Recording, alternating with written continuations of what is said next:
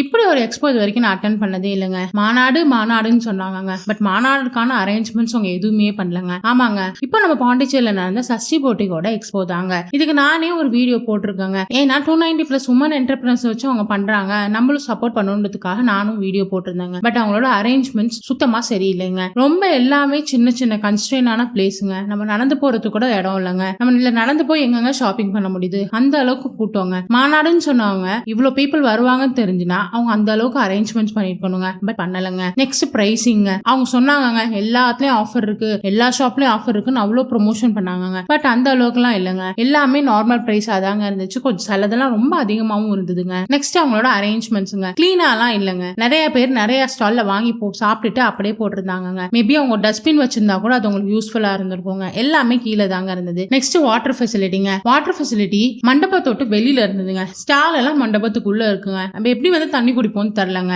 அதுவும் இல்லாம நான் போன டைம்ல வாட்டர் எல்லாம் சுத்தமா இல்லைங்க. எல்லாமே ட்ரையா இருந்ததுங்க. அங்க போட்டிருந்த குப்பையும் அப்படிதாங்க ரொம்ப நாஸ்டியா இருந்ததுங்க.